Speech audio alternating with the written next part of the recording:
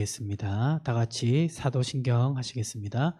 전능하사 천지를 만드신 하나님 아버지를 내가 믿사오며 그 외아들 우리 주 예수 그리스도를 믿사오니 이는 성령으로 잉태하사 동정녀 마리아에게 나시고 본디오 빌라도에게 고난을 받으사 십자가에 못 박혀 죽으시고 장사한 지 사흘 만에 죽은 자 가운데서 다시 살아나시며 하늘에 오르사 전능하신 하나님 우편에 앉아 계시다가 저리로서 산자와 죽은 자를 심판하러 오시리라. 성령을 믿사오며 거룩한 공예와 성도가 서로 교통하는 것과 죄를 사하여 주시는 것과 몸이 다시 사는 것과 영원히 사는 것을 믿사옵나이다. 아멘. 찬송가 336장 함께 찬송하겠습니다.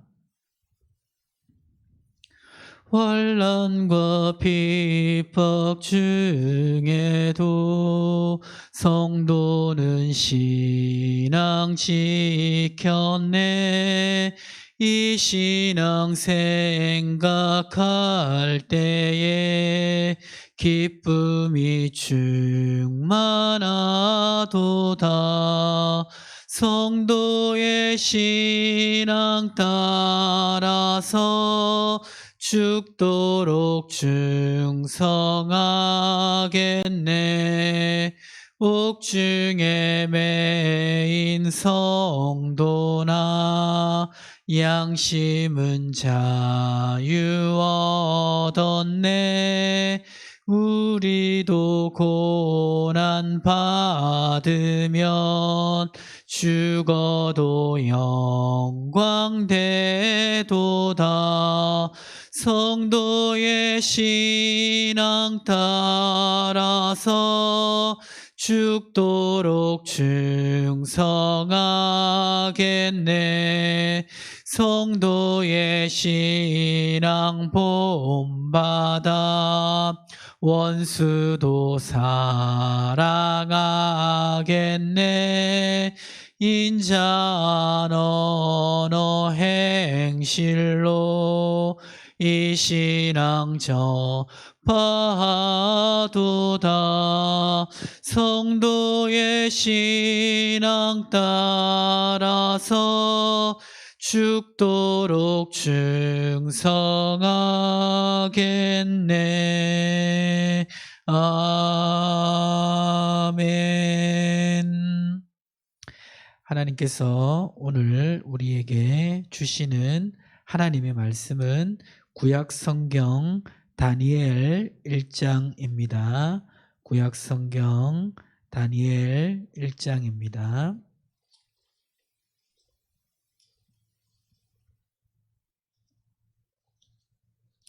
다니엘 1장 말씀, 성경 말씀을 펴시고 다니엘 1장 말씀 같이 보도록 하시겠는데요. 말씀을 눈으로 보시고 또 함께 읽으시면서 말씀을 보시면 되겠습니다.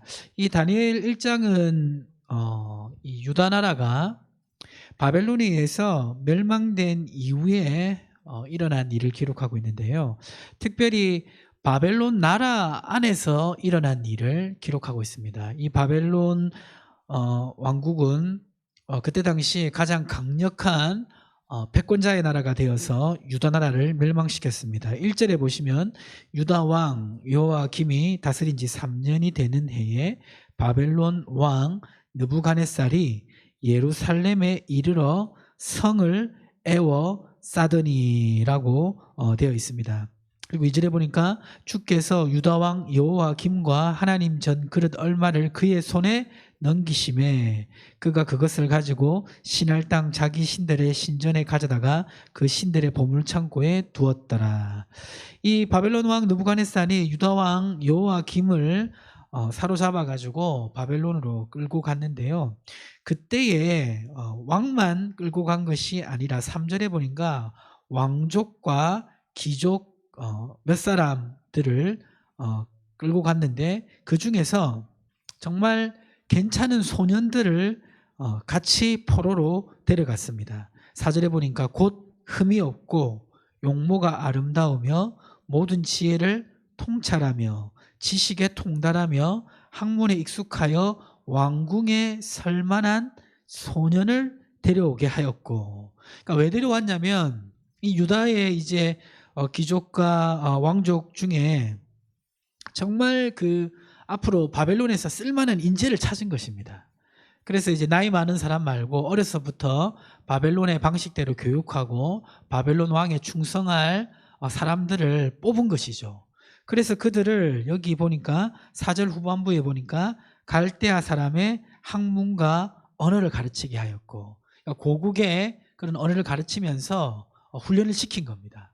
나중에 이제 써먹으려고 그런 거죠. 자, 그런데 이제 이런 그 소년들에게 주어지는 특혜가 있었는데, 그 특혜가 뭐냐면 5절에 보니까, 자, 5절 말씀은 같이 집에서 한번 읽어보시겠습니다. 같이 읽겠습니다. 시작. 또 왕이 지정하여 그들에게 왕의 음식과 그가 마시는 포도주에서 날마다 쓸 것을 주어 3년을 기르게 하였더니 그 후에 그들은 왕 앞에 서게 될 것이더라. 그러니까 이제 이 소년들은, 뽑힌 소년들은 비록 유다 나라에서 왔지만 나중에 왕궁의 인재로 쓸 사람들이었습니다. 그래서 왕이 자신의 음식들을 직접 하사한 것이죠. 그래서 그 음식을 먹고 아주 풍족하게 그렇게 살 수 있었습니다. 자, 그런데 이렇게 끌려온 사람 중에 누가 있었냐면 6절에 보니까 다니엘, 하나냐, 미사엘과 아사라라는 다니엘과 세 친구가 있었습니다. 자, 그런데 이제 이 세 친구도 이렇게 왕의 진미를 먹으면서 후에 바벨론 왕의 일꾼으로, 관리로 서게 될 사람들이었는데요. 이들은 비록 어린 나이였고 고국에서 이방 나라로 끌려왔지만 하나님에 대한 확고한 신앙이 있었습니다. 그리고 비록 이방 나라의 포로로 끌려갔지만 자신들이 하나님의 말씀을 지켜야 된다는 그러한 의식이 있었습니다. 그래서 이제 8절에 보니까 8절에 이 다니엘과 세 친구는 어떻게 하냐면 8절에 보니까 다니엘은 뜻을 정하여 왕의 음식과 그가 마시는 포도주로 자기를 더럽히지 아니하리라 하고 자기를 더럽히지 아니하도록 환관장에게 구하니. 그러니까 이제 자신들을 관리하는 관리에게 그렇게 부탁을 한 겁니다. 우리는 유다 백성이고 하나님을 섬기는 백성이라서 왕의 진미를 먹을 수가 없습니다. 왜냐하면 왕의 진미 속에서는 율법에 금한 음식도 있고 또 일부는 또 이방 신전의 제사한 음식도 있을 텐데 우리는 이 음식을 먹을 수 없습니다. 그렇게 우리를 좀 배려를 해 주십시오라고 관리에게 얘기한 것입니다. 근데 놀랍게도 9절에 보니까 하나님께서 이 환관장의 마음을 움직이셔가지고 그렇게 이 다니엘과 세 친구는 왕의 진미를, 왕의 음식을 먹지 않도록 그렇게 배려를 받습니다. 그런데 이제 이 환관장에 걱정이 있었습니다. 뭐냐면 그 소년들이 너무 이제 괜찮은 소년이고 하나님이 또 감동을 주셔가지고 배려를 해주긴 했지만 왕의 좋은 음식을 먹는 다른 소년들에 비해서 이 다니엘과 세 친구들이 음식을 제대로 못 먹어서 얼굴이 수척해지거나 좀 영양 상태가 안 좋거나 발육이 좀 모자라게 되면 그 책임을 이 환관장이 대신 질 수 있는 것입니다. 그래서 이 환관장의 고민이 10절에 기록되어 있습니다. 환관장이 다니엘에게 이르되 내가 내 주 왕을 두려워하노라. 그가 너희 먹을 것과 너희 마실 것을 지정하셨거늘 너희의 얼굴이 초췌하여 같은 또래의 소년들만 못할 것을 그가 보게 할 것이 무엇이냐. 그렇게 되면 너희 때문에 내 머리가 왕 앞에서 위태롭게 되리라 하니라. 그래 고민을 얘기한 거죠. 그러자 이 다니엘이 뭐라고 말하냐면 12절에 보니까 청하오니 당신의 종들을 열흘 동안 시험하여 채식을 주어 먹게 하고 물을 주어 마시게 한 후에 13절 당신 앞에서 우리의 얼굴과 왕의 음식을 먹는 소년들의 얼굴을 비교하여 보아서 당신이 보는 대로 종들에게 행하소서 하매. 그러니까 다니엘이 뭐라고 제안했냐면 그러면 10일 정도만 우리에게는 그냥 물하고 채소만 주고 그리고 다른 소년들에게는 왕의 진미를 주는데 10일 후에 한번 비교를 해보십시오. 그 비교를 하고 나서도 우리 얼굴이 초췌하거나 이렇게 문제가 있으면 우리가 이 요구를 하지 않겠습니다. 이렇게 제안한 겁니다. 사실 이제 뭐 물리학적으로나 또 이제 의학적으로 이렇게 당연히 좋은 음식을 먹으면 더 건강해지고 또 얼굴도 밝고 그렇게 될 텐데, 지금 다니엘은 하나님의 말씀을 지키기 위해서 이 시도를 한 겁니다. 그리고 하나님께서 이렇게 했을 때 자신들을 지켜주시고 왕의 음식으로 자신을 더럽히지 않도록 도와주실 것을 믿은 것입니다. 이렇게 해서 이제 10일이 지났는데, 10일이 지나니까 어떻게 됐습니까? 1장 15절에 보니까 열흘 후에 그들의 얼굴이 더욱 아름답고 살이 더욱 윤택하여 왕의 음식을 먹는 다른 소년들보다 더 좋아 보인지라. 얼굴이 더 좋아진 거예요. 그러니까 이 환관장이 이 다니엘의 말을 믿고, 여기 보니까 16절에 그들에게 지정된 음식과 마실 포도주, 그들이 그 많은 음식을 제하고 채식을 주었다고 이렇게 기록하고 있습니다. 자, 오늘 이 말씀을 통해서 우리에게 알 수 있는 그런 하나님의 뜻은 무엇입니까? 이 다니엘과 세 친구는 비록 소년이었지만 이방 땅에 가서도 하나님의 말씀대로 살아야 된다는 선민의식이 있었습니다. 하나님의 백성이었기 때문에. 마찬가지로 우리는 어떤 의식이 있어야 되겠습니까? 하나님의 자녀라는 의식이 있어야 됩니다. 어디서 무엇을 하든지 나는 예수를 믿음으로 예수님의 죽으심과 부활하심을 통해서 죄 용서함 받고 의롭다 하심을 입은 하나님의 자녀가 되었다. 천국 백성이 되었다. 하나님은 나의 아버지다. 이런 분명한 정체성이 있어야 됩니다.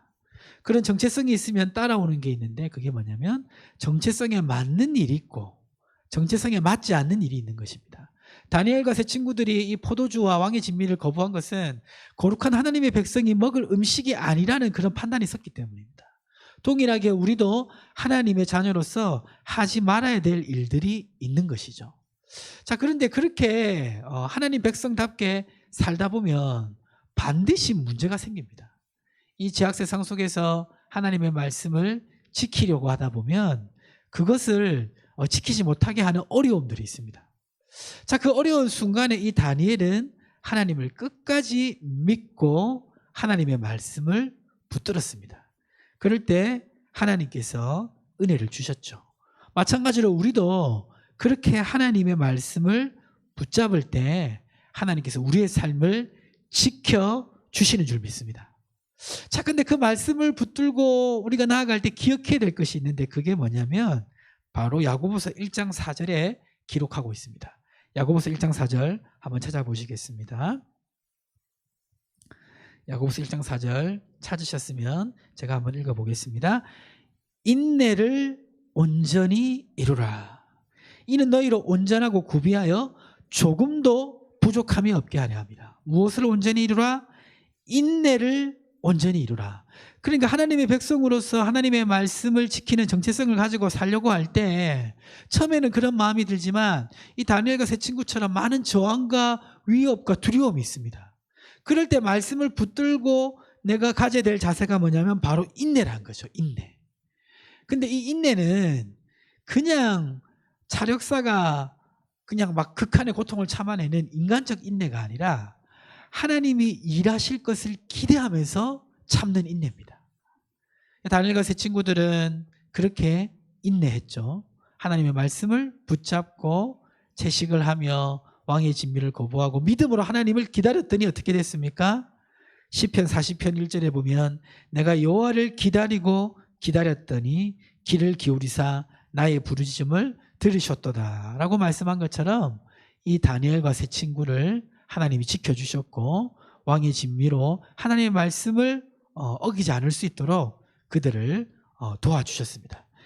이러한 이들의 삶을 결론적으로 다니엘서 1장은 이렇게 말하고 있습니다. 뭐라고 말하냐면 17절에 보니까 하나님이 내 소존에게 학문을 주시고 모든 서적을 깨닫게 하시고 지혜를 주셨으니 다니엘은 또 모든 환상과 꿈을 깨달아 알더라. 20절에 보니까 왕이 그들에게 모든 일을 묻는 중에 그 지혜와 총명이 온 나라 박수와 술객보다 10배나 나온 줄 아니라. 그러니까 이렇게 자신을 지키는 다니엘과 세 친구를 애굽의 모든 지식인보다 10배나 뛰어나게 하셨습니다. 그 1배나 2배가 뛰어나다는 것은 이제 물리적으로 열심히 일을 하면 노력으로 극복할 수 있는 수치인데 10배가 뛰어났다는 것은 하나님이 특별한 은혜를 주셨다는 것입니다. 하나님의 자녀로서 정체성을 지키며 말씀을 붙들고 인내하는 자에게 하나님께서 삶을 지켜주시고 또 하나님의 말씀을 지킨 자에게 하나님 특별한 지혜를 허락하여 주시는 줄 믿습니다. 오늘 이 말씀 기억하고 오늘 하루도 승리하시기를 주님의 이름으로 축복합니다. 다 같이 기도하시겠습니다. 오늘 주신 말씀 붙들고 또 화면에 나오는 기도 제목 가지고 우리 주의 이름 한번 부르며 기도하시겠습니다. 주여 하나님 감사합니다. 주님께서 오늘 귀한 말씀 주심을 감사합니다. 하나님 이 말씀 기억하여서 오늘 하루도 살아가게 하여 주옵소서. 하나님 아버지 다니엘처럼 하나님 인내하며 하나님 말씀 붙잡고 승리하는 우리 삶이 될 수 있도록 하나님 은혜를 더하여 주시고 함께하여 주시옵소서. 역사하여 주시옵소서.